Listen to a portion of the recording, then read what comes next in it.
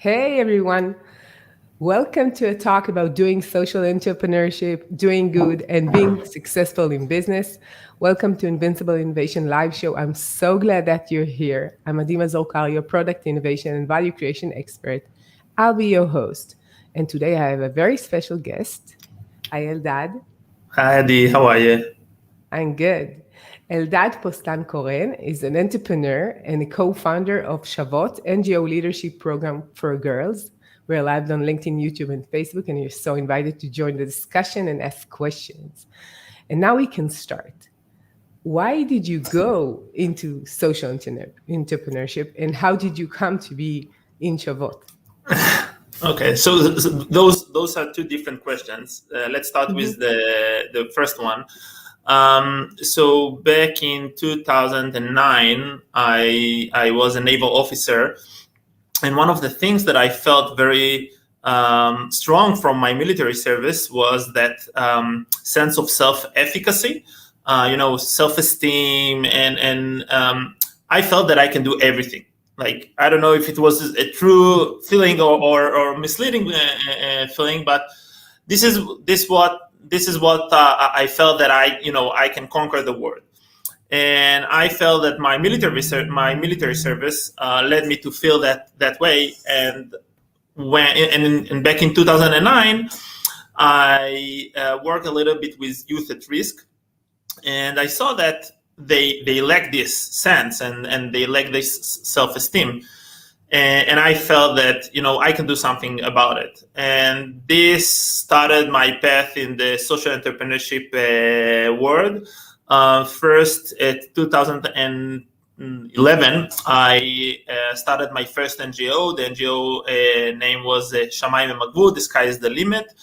And we developed self-efficacy through social entrepreneurship for youth at risk. Basically, in a one-liner, we went to their neighborhood, and it was an underprivileged neighborhood, and we looked with them from their eyes about the neighborhood, what is good in the neighborhood, what is bad in the neighborhood, and what they can change in the neighborhood physically. And then together with them, we built a process where we, created a garden, or we trained something in the school.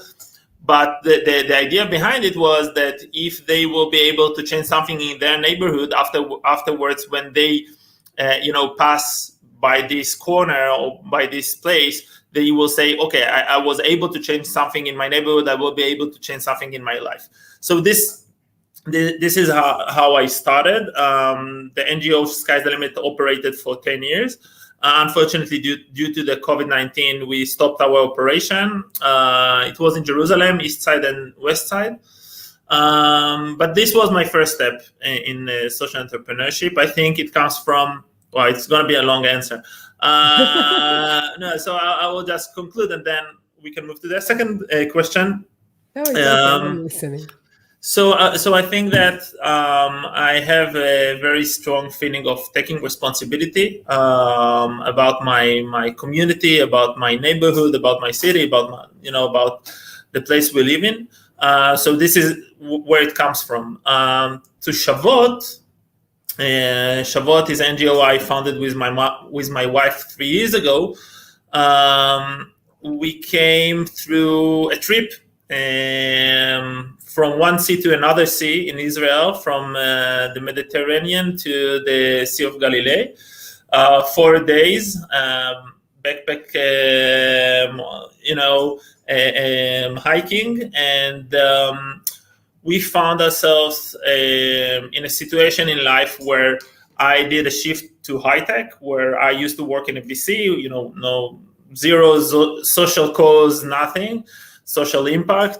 And Ronnie, my wife, just finished being the chairman of the Hebrew University Student Union, and we felt that what's the next step? Like how we gonna create value and help to the world? And then we started speaking and ask ourselves what makes us upset, and then inequality, and especially inequality regarding gender inequality was one of the things that we both found it like something that we would like to do something about it, and that's how Shavot started actually, and from there it took other directions. Yeah. So that reminds me, how did I get to talk to you? And I said, okay, I want to hear your story. And I remember that I read a post on LinkedIn, and you mentioned your paternity leave. You have like twins. And for me, the fact that a person who is not a woman talking about gender equality is special, especially talking about fatherhood, which is like very uncommon in general, but in Israel, I think even further, because we are very, like military wise, like guys are really guys, And for me, it was very special. And when I talked to you, I saw that it's not only in that aspect in your life, as you see it like in general in society, and it bothers you. So what do you think makes you different than any like 99.9% of men that are not even talking about it? First of all, I don't think that I'm different. I think that one of the unique things, one of the decision that I made in making my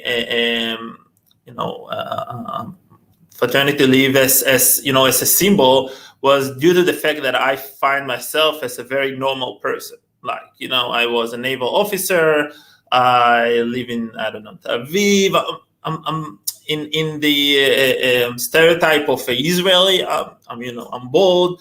So it's a very Israeli stereotype, and I don't think that I'm a very how would I say special or different or strange, or I'm quite a regular guy, and I think that was my decision to say, hey, listen, that there is something abnormal in our society, abnormal in our reality, and me as a normal person, taking one step back and look at the reality and say, hey, this is not normal. And as a normal person to say it makes a difference, because if you're abnormal and you say it's abnormal, people will take it, in one way. But if you're a normal guy, a very normative, a sachi maybe, so that's a different aspect.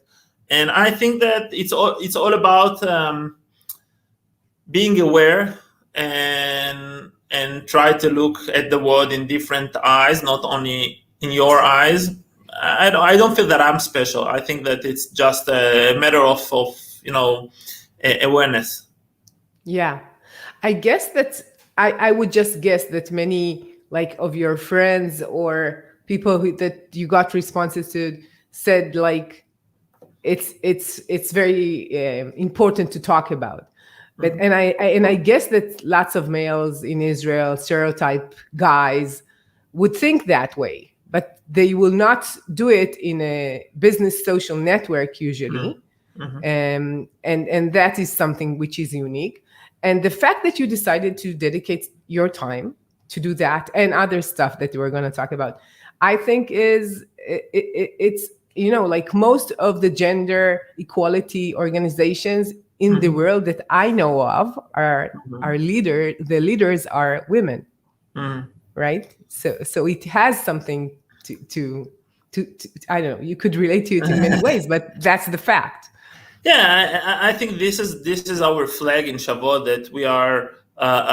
First of all, it's my wife and me, where we founded the NGO. That's first, but also the board of members of the board, are half male and half female. So this is our, like, I would say, flag, because we believe that gender equality is something that should be dealt with both by male and female. I think that's a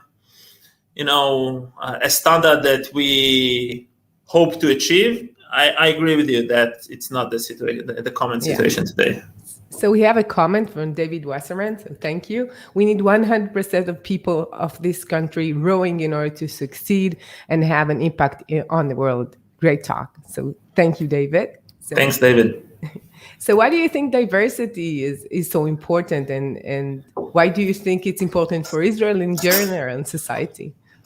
I'm going to surprise you. I don't think it's important. I think it's needed. It's like it's not fair not to have equality. And Mhm. you know, when I see my wife and she's afraid, and you know, she's tall, she's strong, and when I ask her, why don't you go jogging, running in the park after 6 p.m., and she told me, you know, I'm afraid. I don't want my girls, I don't want anyone girls to live in such a, you know, such a world. And I think it's just fair to balance the situation that was created after years of uh, um, inequality. You know, it's not like I don't believe that people say, you know, wake up in the morning and say, today I'm going to be unequal towards women. It's not a situation. Most of us don't think about what we do. Most of us just live. And I think that to change normality, to change the reality, the way it works for thousands of years or for hundreds of years, that's a challenge. And I think that one of the reason why I posted the post about the twins and all of this is try to change the reality, you know, step by step. Once again, I'm 100% sure that if I will look at the likes or and the comments about the posts, there are, I would say it's like 80% women. Yeah, still, but still, you have 20% men or 30% men, and second, I think that it brought to the table in the houses conversation which was unique. Even if it was brought by the women, that's fine. But Yeah. it brought a new conversation to the table, and hopefully, you know, this will move the needle. Yeah. You know, it reminds me of something that I always tell my kids. I take them to protests, and then we were going to Tel Aviv for many, many protests. And in many cases, they tell me, especially the teens, like, where are you going? It will not change anything. You're just going. And it doesn't matter what is the cause of the protest. And I always tell them that there is this song in Israel, you know, tipa or tipa. It's Mhm. like a drop after where a drop will Mhm. become a sea. And I always think about it like we're doing really, really small steps in our environment, in our house, in our community, and further. And that's the only way bottom up to do changes. It will probably not come from Yeah, the top down thing. you know what's very interesting about what you just said, that when I was a kid, my parents took me to many protesters, and I just and it's so strange because today when I was chairman of the Hebrew University Student Union, so you know it was like the stereotype of, you know, walking and doing protest every day. And personally, I'm not that guy that shouts and you know, hold signs. It's not me, and I found my unique way how to change the world. And social entrepreneurship, where you're measured by execution skills, and you know, making things happen, and fundraising, and putting together people. I found that as a much more efficient way for me to try to change the world. Yeah, of course. So when we're talking about what you're doing with the girls in Shavot, it's a leadership program. And what do you teach them? What do you think is important for their lives and for success for themselves? So Shavuot started, as I told you, in this 4 days hiking, and one of the things that we came along in this hike was the fact that there's a research from Stanford University, Carol Dweck. Actually, we met her a couple of years Oh, ago. really? Yeah. She's so smart and special. Wow. Yeah, we knocked on her door. We sent her an email saying, "Hey, we're gonna be in Stanford. We founded an NGO based on your research," and she didn't answer. Okay. So we But you're an were. Israeli, so That's it true. didn't do anything to you, right? Yeah, so we went to her office. We expected her not to be in the office because she's 80 years old or something like that, and she was there.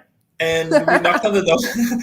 We knocked on the door. She was with a student, and then we waited, and the student left, and then we told her, "Hey, Professor Dweck, we came from Israel to see you," and she was like, "I don't have time." And we said, "It's gonna be 5 minutes," and and yeah, A it funny was story. very Israeli. Yeah, very. So we met her, and it was very very interesting, and we kept some kind of a connection since then. Anyway, so Just tell me, Carol Dweck, what did she think about what you said about the she nonprofit? first of all, I think she's Jew. I am quite sure. So she have a kind of connection to Israel. She liked it very much. I think as a academic person, a researcher, there's one thing that you write books and you write reports and and when someone takes it and makes it into an actual thing, I think it's a very interesting thing to see.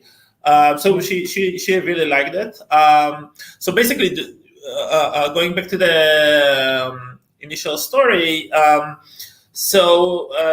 study and other studies shows that girls at the age of 12, when you put a boy and a girl, and both of them will fail an exam, the girl will tend to say, "I'm not good at math. I shouldn't deal with math." The boy will say, "The exam was wrong. My teacher was wrong. My parents were wrong. I'm fine." And once again, it's just a tendency. It's not 100%, but that's a tendency. And one of the things that Karen and other researchers says that this tendency affects the rest of your life, because it means that you want go to learn you make learn math in the university. You want apply to positions you don't feel comfortable to take. Yeah. And it's quite common, the rest of the facts.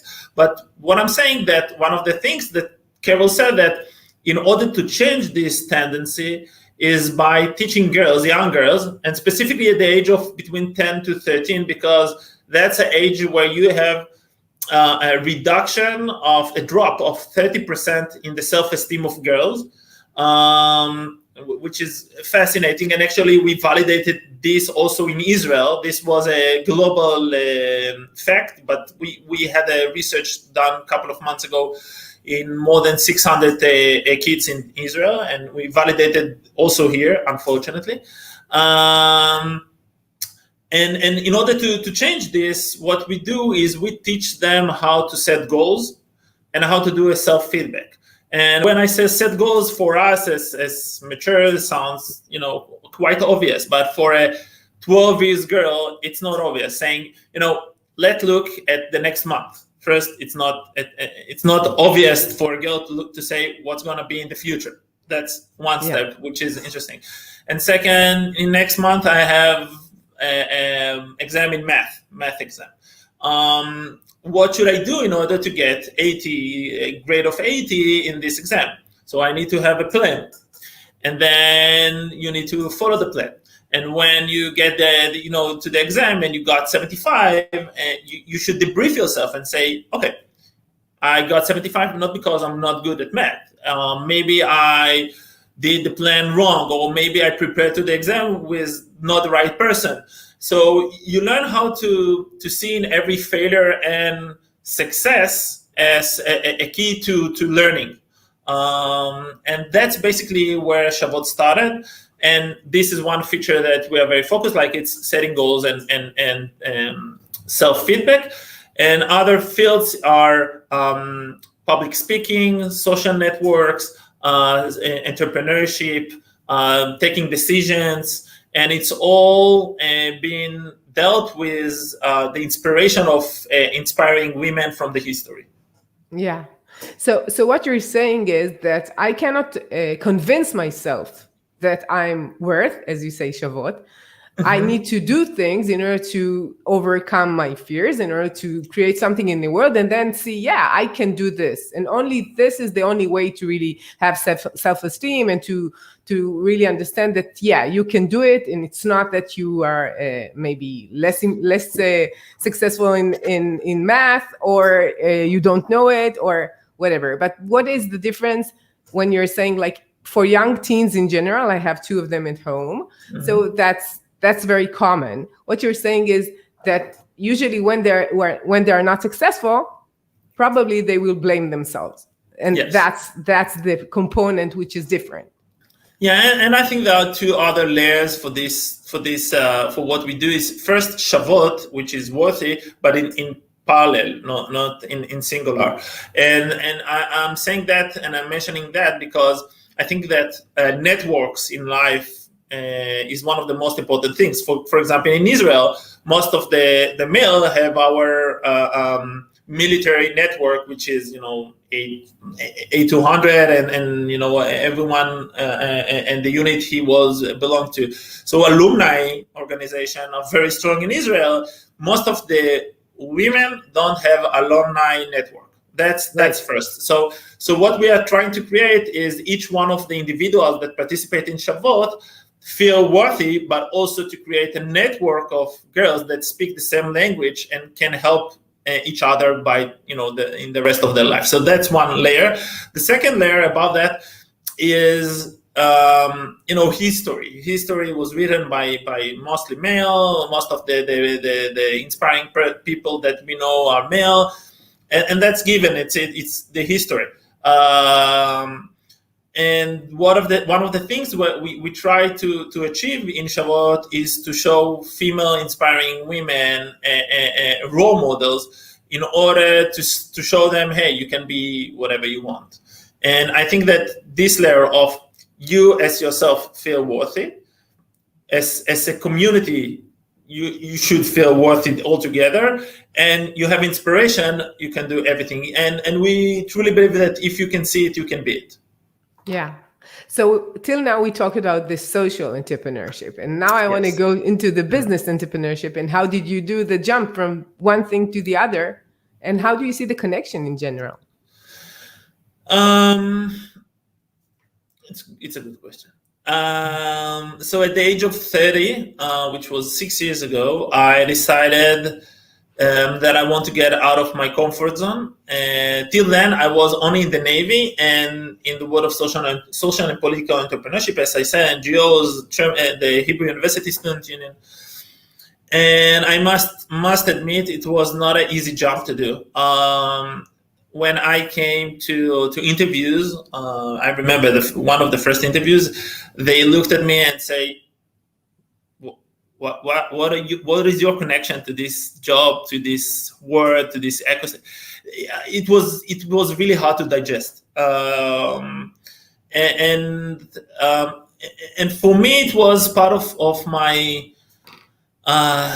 I don't know if my mission, my journey, saying, okay, I feel that I know how to do social entrepreneurship. Now I want to see other forms of entrepreneurship. And I insisted, and then I was very consistent. And then somebody opened the door for me in a VC, in a venture capital in Jerusalem, and that was my first step in this world. I participated in an entrepreneurship program in Brandeis University near Boston, but afterwards my first position was in a VC. And today, in a retrospective approach, I can tell you that I see many common dominators between social entrepreneurship and business entrepreneurship. I think the soft skills, whether it's the ability to speak, public speaking, whether it's to be very to have a grit, to have perseverance, the ability to get no's and to keep doing, to the ability to put people together, to put enthusiasm into the eyes of other people. I think that's very, very, very common. Of course, it's a different situation to fundraise for philanthropy and to fundraise as an investment, because the whole relationship based on different incentives. But once again, I think that in the initial parts of building a company, most of it is when you fundraise is based on your ability to harness the trust of the other side in you, not in the idea in you, and that's very similar to NGOs. Yeah.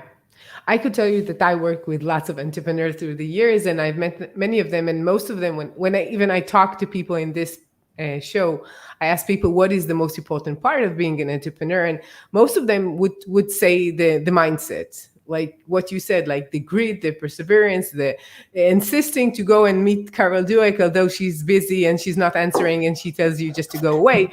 I think this is the most important part of going through this journey of creating something in an unknown situation, with getting lots of failures and no's, as you said, and the fact that you know that you want to create something is the most important part, because you will probably get lots of downsides on the way. And if you don't have it, so that's the most important part. So for sure that is something which is part of what you're doing, right? I think an interesting way to look at it, and I thought about it a couple of days ago, as a funnel, like a sales funnel. When you have, this is the word, this is the people you approach, and this is the people you manage to sell. Let's say that's a simplification. Yeah. And when you think about fundraising, whether it's for an NGO or whether for a startup, as a funnel, saying that it set the expectation that you will get no's, and this is natural. That's fine. If you think about life as a funnel, no, it's just another. It's part of the game, and you shouldn't take it personal. It's even the default, I would say. Like first you get a no. Yeah. And what would you say, like, for people who want to build a company or to be successful in business? Would you say that diversity, when you know about your first hat as social entrepreneur, is important for business too? Let me take it even to a broader way. So diversity, I think, it's just one form of EQ, of emotional quality. And I think that being able to see reality from the eyes of a different person, which means to be very sensitive about, and I'm not speaking about politically correct. I speak about the ability to truly understand his where he's coming from or she's coming from, and then based on this to make a decision how you react. That's fine. But I think that EQ is a key element for every successful leader. So diversity is just one form of EQ. Yeah, and we know that when we're talking about numbers, that when you have people like women in your board, you're more successful. If you have more women in your higher management, you're probably making more money in general. And that's why many VCs are trying to get that into consideration, other than the legal or the rules in the country. To just to be, especially like in the past, I met many entrepreneurs who are building things, let's say, for consumers. And usually most of the consumers in the world are women in general. They buy more and they buy everything, not only for themselves. It's not like buying shoes. They're buying the presents. They're buying everything for the house other than electronics. They're the ones who manage everything. And you see lots of men selling to women, not really understanding them in many cases. And I think that this is something very critical, just to understand that if you're selling to someone, And it's not only your brand and it's not only your product, it's the way that you see your business when you handle that. Yeah, first of all, I 100% agree with you, but I must say now we're in a process of fundraising, and it goes back to what I said in the beginning, that you have the reality and you want to change the reality, and sometimes to do that it's not very simple. And just to give an example, when you go to angels in Israel, I think there are like 5 angels or 10 female angels. Female, for sure. Yeah, and that's a challenge because you want diversity, but reality don't help you to encourage diversity. Now you are an entrepreneur, and as an entrepreneur you're in a survival mode. Yeah. So now to put an emphasis on diversity when you're on survival mode, it's very hard. Of course. So it's a challenge. Like how do you walk the walk? Yeah. And not just talk the talk, even though the situation and the circumstances are very challenging. That's a challenge. Of course.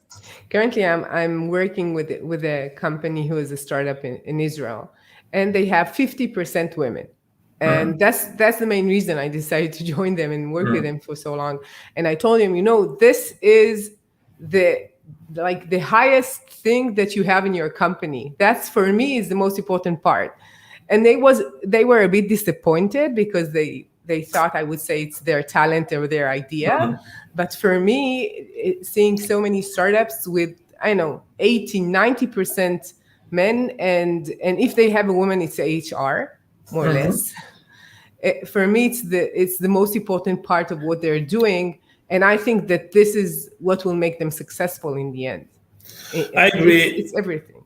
I agree, but by the way, when you said mainly HR, it reminded me the fact that like almost 3 years ago, I was exposed to the world of sales in Israel and in general. And before that, I was I think 90% of the Israelis was thinking that sales is like pitching Dead Sea products in malls.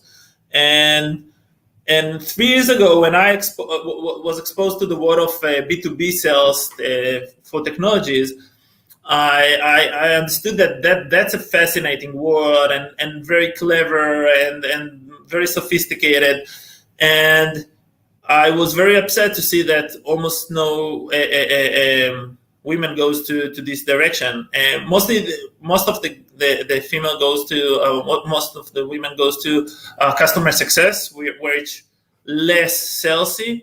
But I must admit, I think that's a great opportunity today, mainly for the one who didn't go to learn computer science and the R&D part of the of companies. I think that's a huge opportunity for women. If you hear me now, go to be sales women in startups. That's a great opportunity, very interesting, and a great way how to to move forward in the business world and in high tech.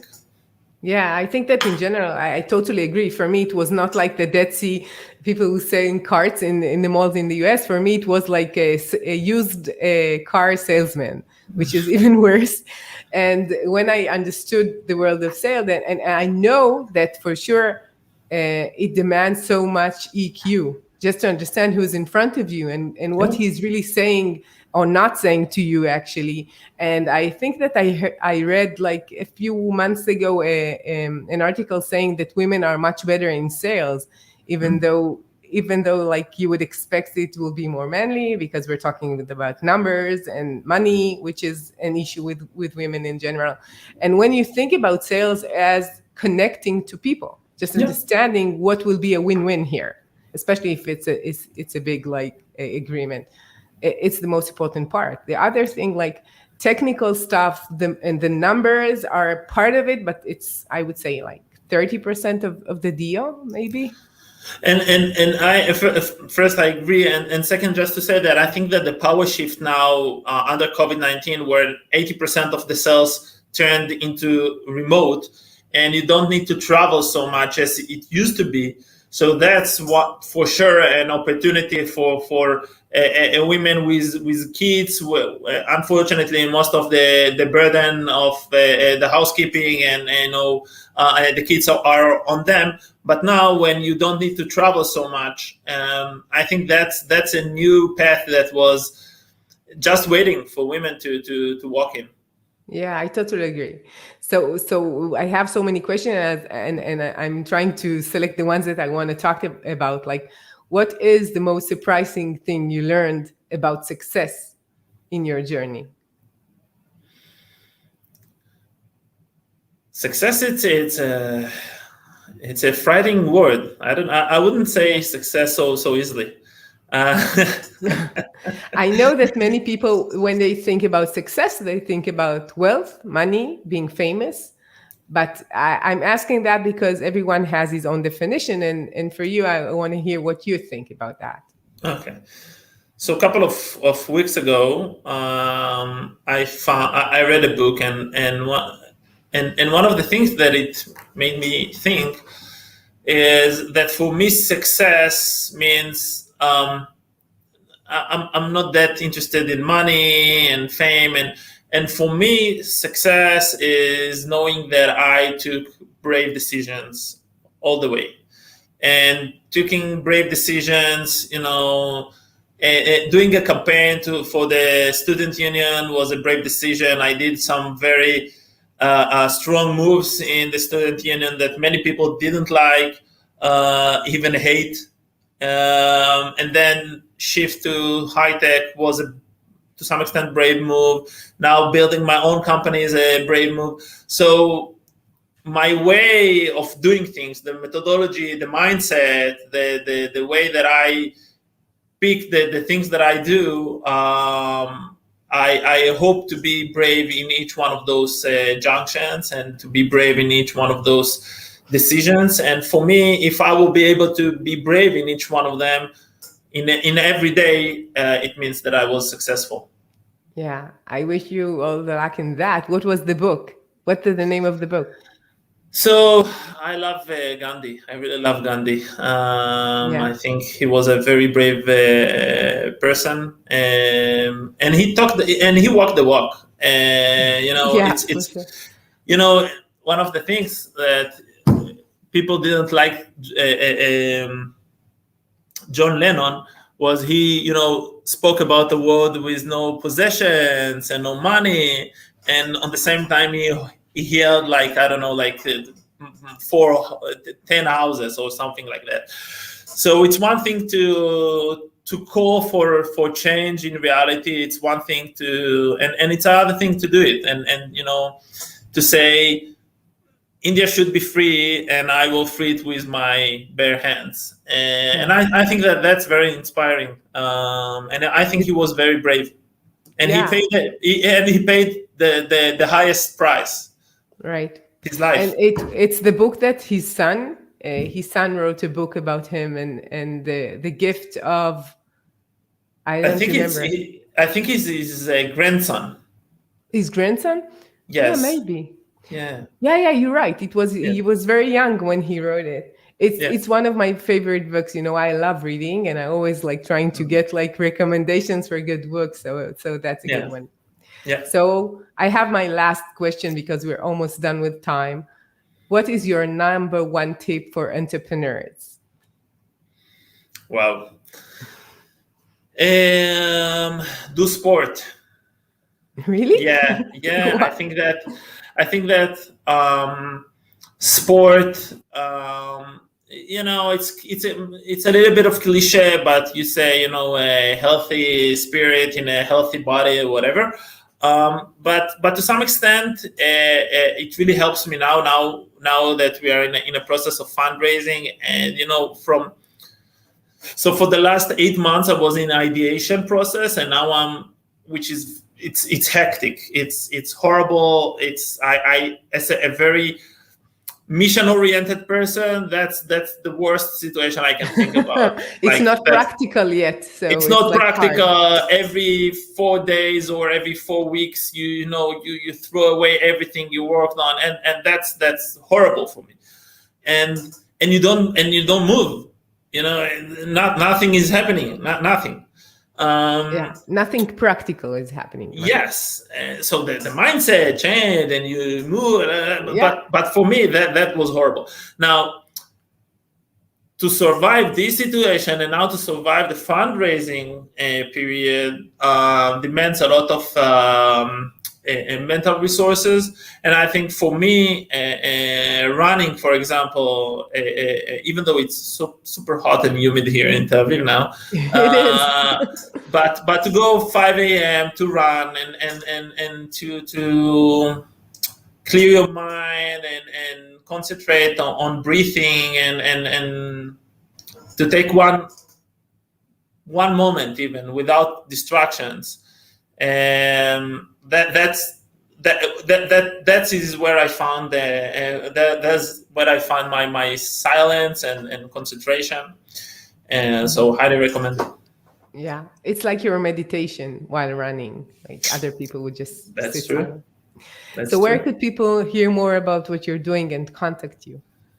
I'm very active on social networks. Some people will say too active. By the way, that also comes with a price. When you're extrovert, when you're very out there, people don't like it. It's part of this. Yeah, I'm an extrovert too, so it's like part of the job, right? Yeah. So I'm very active on social media, so people can find me very easily. I'm the bald guy. I have a bold picture, so that's very easy to recognize. Yeah.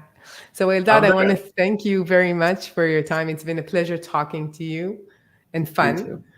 And thanks. For me as well. Right. And to all of you change makers out there, thank you for joining us. And if you want to learn more about what I do, you could go and visit invincibleinnovation.com. And I'll see you next week with another innovative, insightful talk. See ya. Bye, Eddie.